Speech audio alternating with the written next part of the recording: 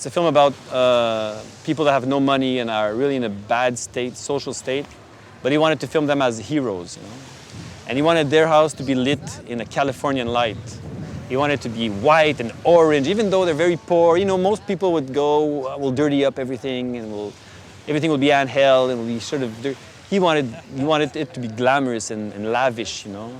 And so there's all kinds of colors and bright light and very rich contrasty image. That's what he wanted all along. He wanted it to be beautiful at their house. You know? When we go to the neighbor's house, it's all gray and dull and blue. You know? But our main character's house is always like this Californian paradise.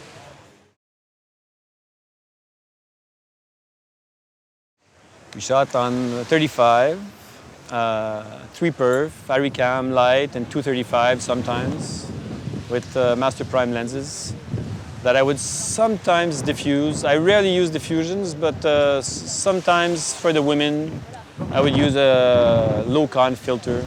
I like sharp images. I like very sharp, crunchy, crispy images, you know. For a long, in Quebec, where I come from, lots of the films went very, very sober and low-con and DSAT for 10 years, you know, and I'm sort of sick of that. And the more I do film, the more I like simple, naturalistic images of quality, meaning, on my personal taste, F11 sometimes, T11, you know, really strong, crunchy images with depth of field, like classic photography, lit in a contrasty but soft way. You know, the more I do film, the more I think it's all about the subject, not about the film form, and the subject film in a nice quality way, not in a necessarily, the artistry is not as important as I thought. The master primes give me extreme quality images, you know. They don't flare badly. They're all identical in terms of result, and I really appreciate that. And I always need to shoot at 1.3 once in a while when there's no more light, and I really appreciate that from them, you know. I remember shooting on Zeiss high-speed lenses when I was younger, and then you open up to 1.3 and everything would just destructure itself. But now the master primes, you can really, I have confidence when I bring them to 1.3. He's extremely ambitious. He's the director. I've worked with quite ambitious directors, but never like him, you know. Even if it was a small picture, there was helicopter shots and steady cam all over. And now I learned how to work with him, and I learned that he's extremely instinctive, like more than anybody I know, and very, very witty and smart, and he can take decisions, very important decisions, at the last minute. You know? So you have to be really prepared to go anywhere on the day, and you have to be prepared to deal with his emotions also, because he's an extremely emotional character. And normally, most of the time, it's really great because he loves shooting so much, and he loves people so much, and he's extremely generous. And sometimes I would make images and we'd see the rushes together, and I'd look at him to know how he feels about it, and he'd turn around and he'd just hug me and say, "This is the most beautiful thing I've ever seen."